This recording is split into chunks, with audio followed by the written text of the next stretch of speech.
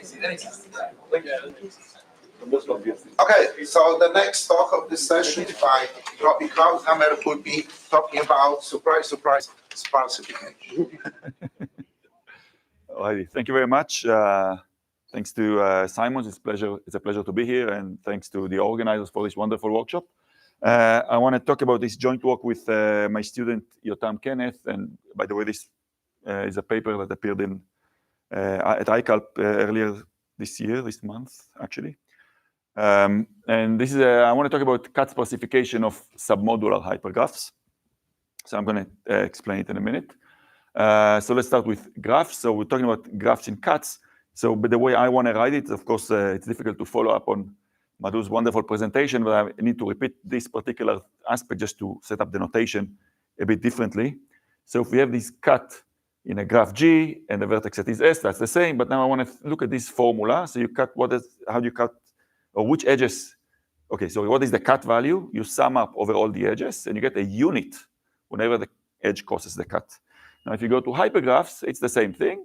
You have a hypergraph, S bar, etc. You get a unit whenever the edge crosses the cut. What does it mean to cross the cut? It means that it intersects the edge E here, like say has 8 vertices, intersects both S and S bar, and you don't care how it intersects both of them, but you get a unit.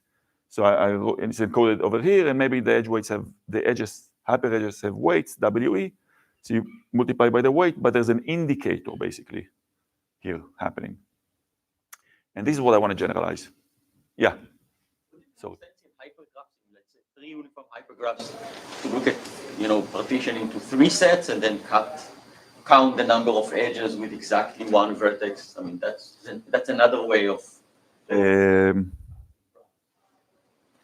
Yes. So that is captured by CSP over alphabet of size 3, or like say F. But here, that's not the question that we're looking at. Right. So probably like the codes and alphabet, which is actually like a field or something. That'd be like the right way to look at it. I mean, if you look at like say 3-way partition, and then you say the hyperedge or whatever an edge, so a hyperedge contributes if it. Anyway, that's like a bit weird, awkward here. Okay, so basically this seems like a limitation. You get just unit, like all or nothing. Either you get a contribution to the cut, or it has no contribution to the cut. And this is what this notion of submodular hypergraphs address. And basically, in the cut, you sum up over all the hyperedges, but you get a contribution which is, well, depends on the way things are split.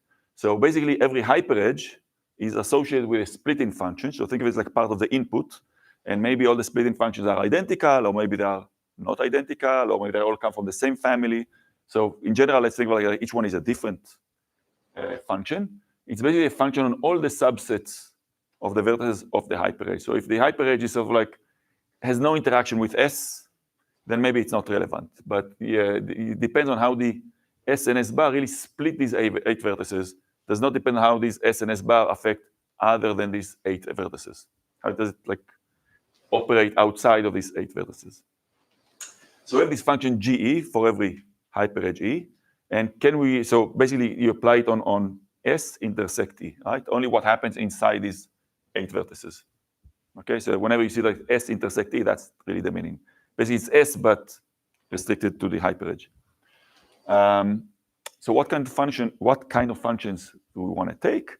And as the title suggests from before or here, submodular. Okay, so submodular, basically you want the function GE to be submodular on its domain, which is E, okay, the vertices in the hyperedge. And it's the usual definition you've seen of diminishing returns. We're gonna add one more constraint that GE of the empty set is 0. So sort of like if the edge doesn't interact with the set S, then it contributes 0. So this is sort of like a normalization, but it's very natural. So we're only gonna look at functions that satisfy this. Now, I didn't write it here, but okay, basically you can say, should GE of everything, so everything here should mean E, because the function is only defined on the hyperedge. Should GE of E also be 0? So if you're looking at cut functions, that's going to be true. And that's because these functions are symmetric. So we can say that either you anyway, it can be true or it does not have, but does not have to be true. So for symmetric functions, that will always be true because of this condition. The function GE does not have to be in general symmetric, and therefore I do not require it. Okay, so which, for example, you can think of like directed cuts. They're not symmetric, right? On S and S bar, the value is not the same.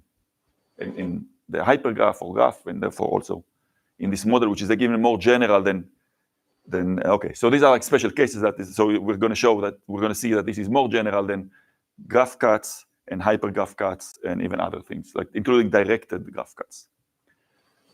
So a simple function is like what we call it in the paper all or nothing, which is like what I said before. Either you get a unit or you get nothing. So that's the formula from before. There's something we call, so there's like a previous paper that discusses these kind of things, not in the context of sparsification, but there's generalizations or more than one paper, but they sort of like some of the names are borrowed from there basically. So small size, you get the contribution of the small size in my picture, or like 3 versus and 5. So you get either 3 or 5, the small one. So it's 3, right? So the minimum between the two. And maybe you want to cap it, like a threshold no more than C. So this is somehow a mix between the first two, because the first two you get contribution of no more than 1. So okay, no contribution bigger than C, but in general it's the minimum between the two. And there's another one which, because of some applications, called budget additive. So it's like additive on the cardinality of S, but up to some budget. So it's sort of like capped. Okay, whatever the different name comes from that different literature. This is non-symmetric. Right, so this is like, you can say that the third one is like linear, but with symmetry, and a cap. This one is linear, but without symmetry. Okay, so it's not, yeah. So there are many interesting cases that were studied like as concrete cases that you want to use, but this is like a way more general family. So there's like a sort of like a slide that overviews the application. So it has been used in clustering, hypergraphs. In clustering, it was suggested, say, in these papers, that maybe you don't want to use just standard hyperedges. You want to associate with each hyperedge some more complicated functions, like we mentioned. Also in data summarization, over there, the model is somehow something like this. You have trying to summarize some complicated data. Usually the way you want to summarize it over there, you want to pick up to K, some budget K, of items, and summarize the entire data using K items, K words or sentences or features in your image or something like that. Say, okay, which K are best? So, well, there are like certain features or similarity measures that we use, Fi. So you apply Fi on S, and your objective function is like sum up all of these. So in a way, it's like sort of like what we would call maybe submodular maximization with a budget of K. So you want to pick up to K items, you pick usually all K, exactly K, and there's like score function if you want to pick the best K. But that's sort of like summarize best your data. So this gives rise to such functions. And also in algorithmic game theory, welfare maximization, usually people assume that agents, it's a very standard modeling assumption that agents have a submodular valuation, and therefore these functions were studied a lot. In general, submodular functions, and in particular, this model, which is like what we discussed before. So I didn't say if you add up submodular functions, of course, the sum is also submodular. Okay, that's like a well-known. So the direction here is the opposite. You say I have a submodular function, but it actually can be modeled as summation of simple functions. And that's what happens here. They call it, in the art literature, they call the same thing, a different name, decomposable submodular function. It's a submodular function which is decomposable in the sense of like summation, linear. Summation of other submodular functions, of course, but each one is like very simple. Let's say come from this family, like or GE or whatever. So it basically has been used, of course, for different purposes, not sparsification. Here they want to like maybe design auctions or optimize, like find the K items that maximize the function, etc. So it has been used in different contexts, and I want to look at sparsification. So what do you want in sparsification? As was mentioned, I want to find the hypergraph H prime, such that the cut value, as we define it, will be the same for all the subsets or all the cuts S simultaneously, up to 1 plus epsilon. And I underlined here small because there's a question, what do you mean by small? So what we want is like in either like an absolute guarantee on the number of hyperedges is going to be, say, O tilde of n or O tilde of n squared or something. There's also another notion of like storage complexity that actually Madhu set up the stage very well for this is like you want to count the bit complexity of representing it at the end of the day. So if you have fewer hyperedges, that's good because you can store them efficiently, but that could be only like an intermediate step. Maybe the final thing that you care about is bit complexity. So we have these two sort of like questions we want to address. One is sparsification in the sense of like fewer hyperedges. So you want the E prime, a subset of E, with a bound on this number. And here the question for this submodular hypergraph, which is a very rich family. We know for graphs we can get something linear in N. Can you do something analogous for submodular hypergraphs? And then, if you know about the submodular hypergraph, specific families can you do better, like for specific, like monotone, symmetric, budget additive, all of these things. And then the second question is about encoding using few bits, as like this item here, right? And this question for graphs was sort of like studied before in this in earlier work. So today I want to focus mostly on this question. I mentioned some other things. Can you get like a linear or polynomial bound for general submodular functions? Okay, it's like very general functions. So what are you going to do? And this question basically was asked by this paper of Raffier and Yoshida. So going to get to it. So what is known? So like for hypergraphs, so it's like all hypergraphs is basically all or nothing, standard hypergraphs, that's all or nothing function. We know we can get in O tilde of N, and there's like, there's way more references that I can fit here. So maybe this was like the first work, and this is like by Sanjeev's like the best bound, which is like got really to linear, O tilde, near linear in N. And there's like for small side functions I mentioned before, this is for directed. So for directed, we can only get N squared, which is not surprising because if you have, say, bipartite graph and all the edges are going from left to right, of course, you cannot do anything.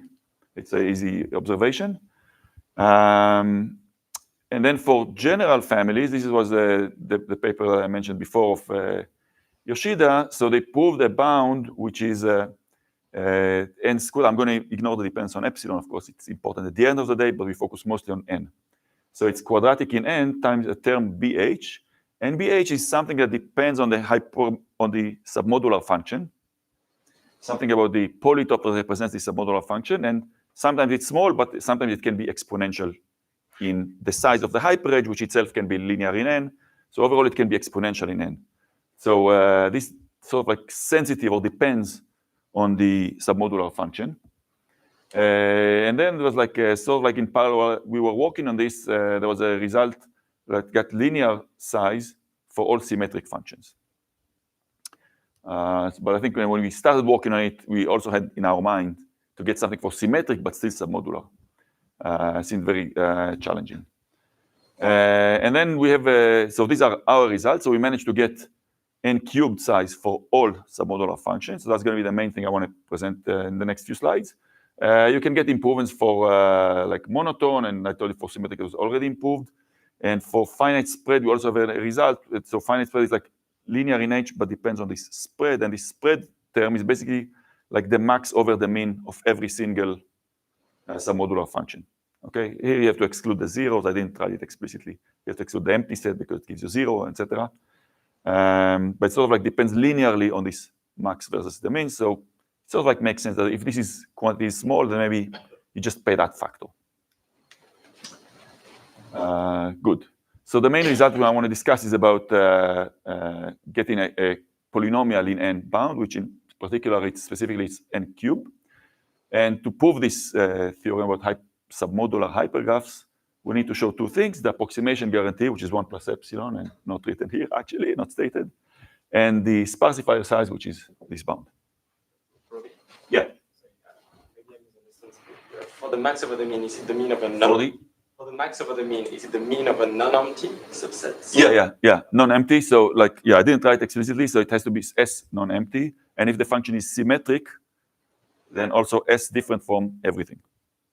So this is like complicated enough. I didn't put it on the slide, but yeah. Because otherwise you divide by 0, right? So yeah. So for example, think like this linear additive, budget additive, which is basically like linear up to a cap. So the cap like bounds the max, and the minimum is 1. So you can get like a nice, easy characterization there. Good. So proof overview that the approach is actually sort of like a very standard, well-known nowadays. It's important sampling. So I've seen you. I suppose you've seen it. So I'm going to go over it quickly, or this high-level argument, and then we go to details. So basically, for every edge, you have to decide on a value, which you're going to call sigma e, like sort of like the importance, how important it is. And intuitively, it's the relative contribution to the cut. So if you have like a cut with, say, only 2 edges, then you say, okay, I'm going to sample each of them with probability 1/2. Okay, now, of course, if there are too few, that's going to be a problem. There's going to be too much variance because there's going to be a probability of, I don't know, 3/4 to miss one of the edges. It's going to be like huge distortion. Okay, so the right way to think about it, you amplify all these probabilities by, let's say, something like log n. Okay, or put differently, if the weight is, if this fractional contribution is at least 1 over log n, you say, all right, I'm going to take that cut. And if it's less than 1 over log n, oh, now I'm going to have Chernoff kicking in, and it's going to be useful. Okay, so that's basically like putting some factor inside, but other than that, you sample proportionally to the contribution. And that's very standard in important sampling. Okay, so basically the probability to sample after you decide on these terms is basically sigma e times some term with m, which is usually like log n for Chernoff, but so sort of like always because of Chernoff. Okay, so like you declare it in advance, but you decide about this m at the end, but you know what you need. Okay, and then the edges that you sample, you of course scale them by 1 over PE, and then it's unbiased, and it's very easy. These are the edges that you take. So what you get is always like a sub-hypergraph. You just subsample the edges and amplify their value. Like in our case, it's going to be this GE function. You just scale it by this factor here. Okay, so what we need to prove is the approximation and the size. The approximation is going to be by Chernoff, and the size actually is quite immediate because of the expectation. Just if you look at the expected size, the number of samples that you take is summation of PE. Okay, so basically you need to bound this term. Okay, so 2 things to bound. So let's start with a single cut. I mean, let's suppose I have 1 cut in mind that I need to worry about. Really, I have all of them, but suppose I only was worried about like or analyzing 1 of them. So sigma of E would be just the relative contribution of 1 hyperedge compared to the value of the cut. Like I said before, 1 out of 2 edges, I think that was in my example. So here you have like a hyperedge gives a contribution. Let's say it's like this simple example, the contribution of this hyperedge is 3 to the cut. But actually in this cut, there are more edges, and this one contributes 1, this one contributes 3. So you say, okay, the overall contribution is like 3 out of 7 of this hyperedge, the first one to the cut. So sigma is going to be 3 out of 7. Okay.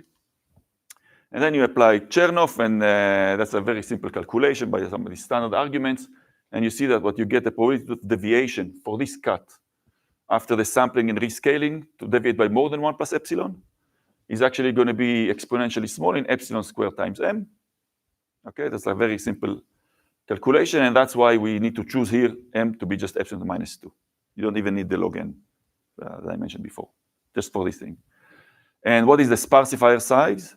This is, of course, very trivial here, but with this setting of sigma, you have m times the probabilities, and the probabilities are just the sigmas, and they add up to 1 because that's the relative contribution. So basically, you get just m. Okay, so it's like very immediate. When you go to many cuts, you have 2 to the n possible cuts. You have to worry about all of them sort of like simultaneously. So what you define sigma e is basically the maximum of what you had before. So if you knew what is the cut that you care about, you had this sigma e of that cut. Say, okay, I'm going to take the worst case, the largest possible sigma, which is basically the largest possible probability to sample. I'm just take the max of all things that I would need. The good thing about it is that when you want to do the Chernoff bound, that's the max. You're like ready for the worst scenario. Okay, so for the Chernoff bound, you get the same thing because you were sampling even more aggressively than, at least as aggressively as needed. So that's easy to see. The only difference is now when you need to do union bound over 2 to the n cuts, and you're not worried about 1 cut. So you need this m to be this epsilon minus 2, but also factor of n. And here we pay this linear in n. So that was immediate. And the sparsifier size, that's like sort of like the Achilles problem. It's like the problem because you need to sum up of this sigma is, and summing over maxes is sort of like delicate. And the natural approach, I would say, fails, and that is sort of like you say, okay, I'm going to upper bound the max by summation. Summation is always bigger, but you sum up over 2 to the n terms, so potentially you're going to pay a lot more than needed. And in this paper of Raffaele and Yoshida, they found a different way, somewhat like refining this argument about summation. You want to sum over other things more succinctly, more efficiently, but you get this BH term instead of something that's just like polynomial in n explicitly. Okay, so what we're doing is sort of like following this approach, general approach, and you can say also like Raffaele Yoshida paper, but we bound sigma e by something else which is easier to analyze, and that's actually relatively simple to explain. So here's like the definition. This is going to be the term that we're going to use. So fix one hyperedge, okay, not the entire hypergraph, just one hyperedge, and fix 2 vertices inside it, u and v. And suppose I'm thinking like a directed cut from u to v, between u and v, but it's not symmetric. Okay, so what is it? You're trying to minimize this g function, this submodular function, when you know that u is on one side or in S and v is outside S. So this is analogous to directed cut. If you think about this function modeling directed cut, then it would be the same. But it's just a submodular function. You don't really, has nothing to do with the cut. I mean, it's a modular function. It's a minimizer of the submodular function under this constraint. Okay. So basically, you're trying to find the best S if you know the guess. Think of it as a guess UV, or you fix particular UV. Okay, so yeah, I can take, if I know U and V, like the first and the last for the picture, then you know many different S's to take. I take the one which gives me the cheapest value. And then there's like the key lemma. If now you want to approximate GE of S because we need to bound it in different ways. And in a way, we need a lower bound and an upper bound that are close. And we get a lower bound and an upper bound that are close. Okay, because I want to sort of like bound it in this summing the sensitivities or something, right? So I need to bound these terms. And I need both an upper and lower bound. So the trivial lower bound is at least this directed cut. No matter what, where you put U inside S. Okay, so now I have G of E of S. It's not like this picture. I know S. So if I fix U inside and fix V outside S, of course it's going to be lower, smaller or equal. Because this is a minimizer. It's like best cut. So this is just one cut for S. Of course, the minimum cut is going to be only lower. Okay, and this is true for every U and V. So therefore, I can take the best of all these lower bounds. For each UV, it's a lower bound. Here I'm just saying take the best lower bound. This max here. Okay. On the right-hand side, I get the same quantity just summed over all U and V. But of course, U from S and V not from S. Okay, so I'm trying to estimate GE of S or a given S, so it's different from the first thing here where I wasn't given S. Here, when I have a fixed S, I have a lower and upper bound that are actually relatively close. It's only factor S squared, right? Between the max and summation over S squared terms. Right, so I'm losing like S squared, which is like N squared. There's like an N squared factor loss between the upper and lower bound. But that basically tells me what is GE of S. And this bound here, this term inside, does not depend on S. This is like the thing that I said before. You have to sum up over all these S's, and we don't know what is S. So here I don't need to know what is S. I can just bound this and get rid of S.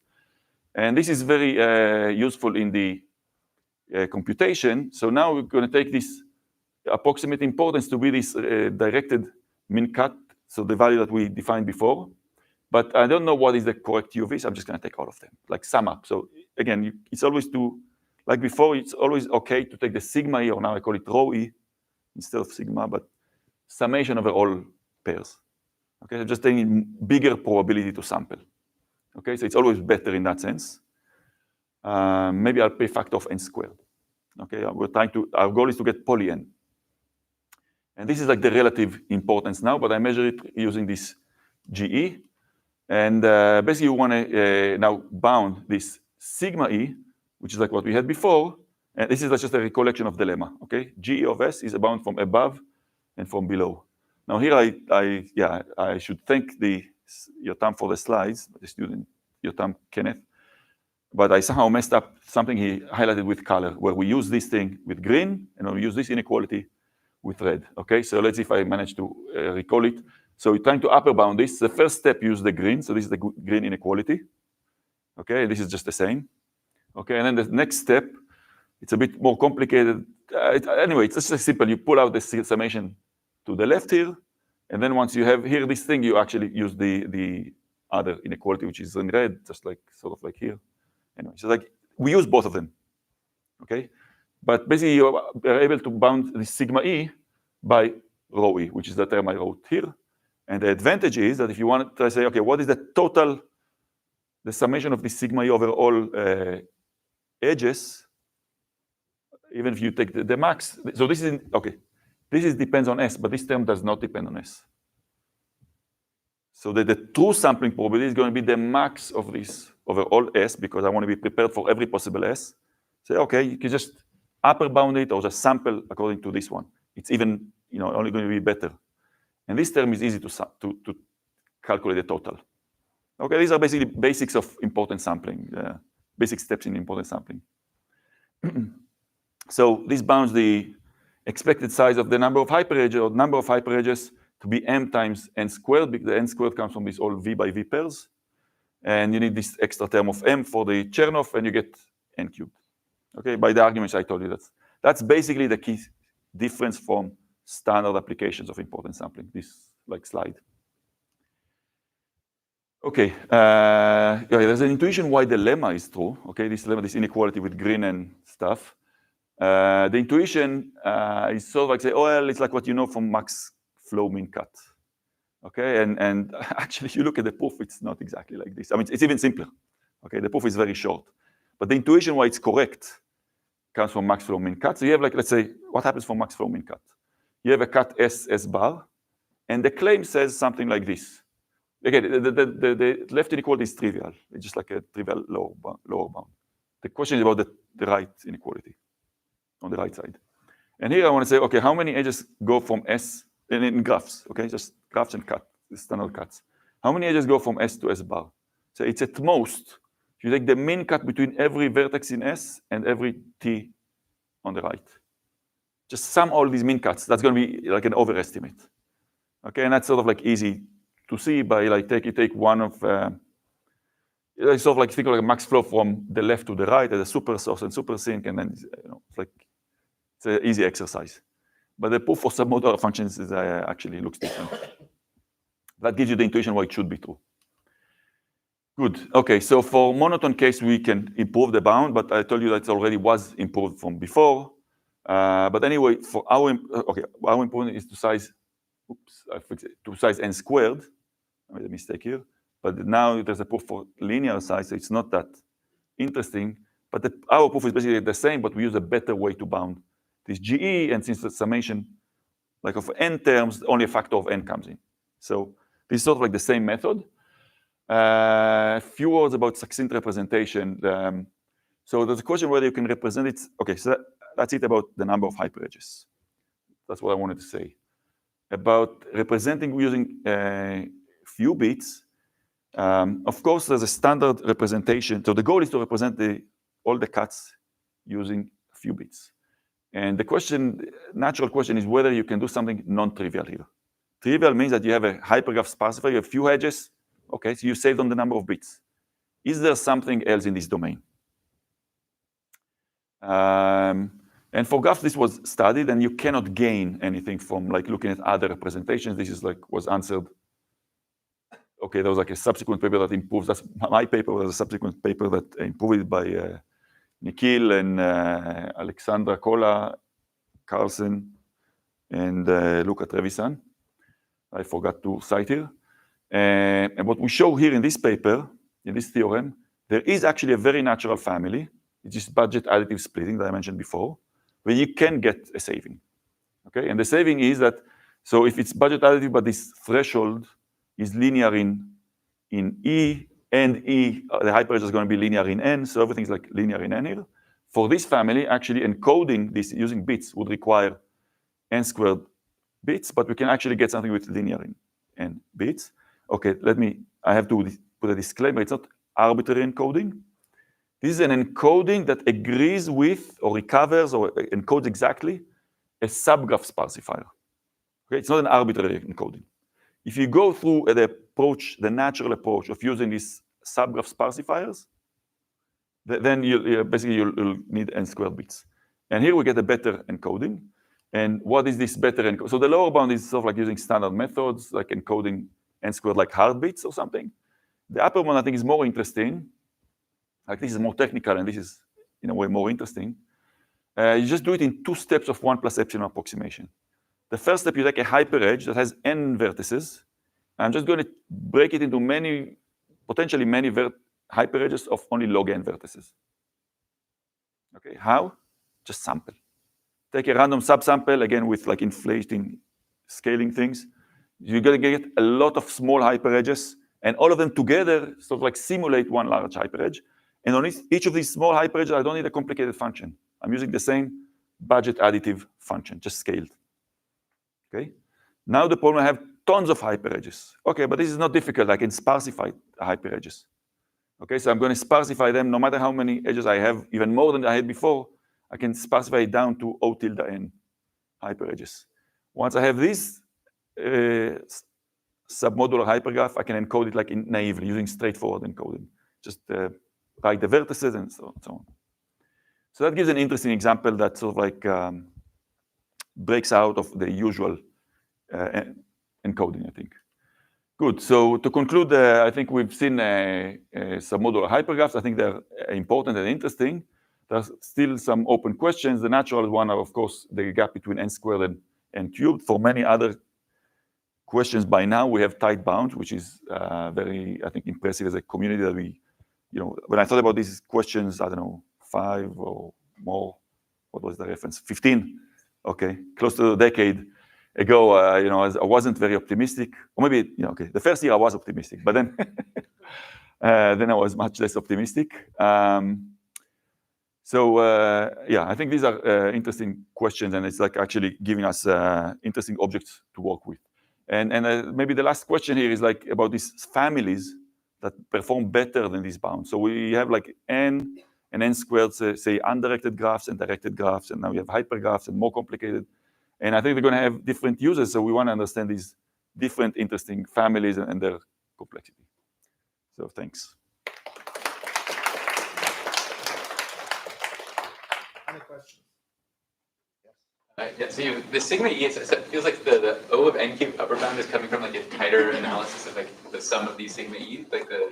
Yeah, I think the first time we wrote the proof, we said do not sample by sigma e, just sample according to rho e. Okay. Okay, it's like not a completely new proof, but like different. Then we realized that actually this rho e upper bound sigma e. So is it possible So it means that if you sample according to Yoshida's paper, actually our proof would tell you only get n³ hyperedges. Is it possible to this all the way to n² using the sigma e? Like that's just the right sampling rate, and we don't have the tools to show it. Oh, that's probably possible, but I don't know. Yeah, I mean I don't know a counterexample, right? That's what I meant. Yeah, like possible. So it's plausibly true. Yeah. More questions? So I'm guessing, like following up on that, would that be improving the lemma you're using? So I'm guessing both sides of the lemma are tight for some particular instances, but Right. probably not the same. No, yeah, of course. So I mean, I think you have to go in a different way somehow. But you're saying like, is it possible to find a quantity that characterizes this up to factor say n? But again, it's not the same quantity. It's like max and sum, right? So yeah. But I have not thought about it just because I prepared more for the presentation. When we wrote it, we didn't think about it exactly this way, of course. So I guess if you can write something with like max and sum and only n terms, factor n between them, that is an independent question. But the important thing is this was like independent of S, right? So like it's like because you prepare the sampling for the worst case S, the probabilities. So So I don't know if it's possible to do that. Maybe even for this, maybe there's an counterexample. I have not thought about it. Good question. Yes. So I think in the context of mass optimizing some modular functions, it makes sense to impose constraints like cardinality constraints or majority constraints or knapsack constraints. Can you get a better sparsifier if you just want to preserve values for sets satisfying those constraints? Oh, wow. Yeah, I've not thought about it, definitely. So it's, I think it's interesting. If I'm trying to think about cuts, you know, I don't remember cuts in graphs. I don't remember people looking at, like if you have, say, a graph and you want to say, only look at cut that separates up to root and vertices. I mean, okay, I remember at some point, it was like a step in a proof. I was working on this, one of these papers. It did not seem particularly effective. Well, So, okay, right? I mean,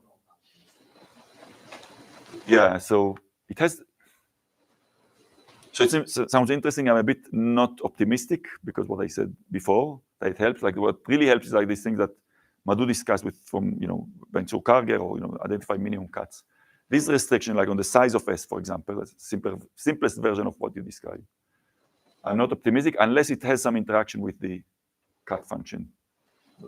Like it's like somehow positively correlated in a way that helps you really, not in general, in full generality.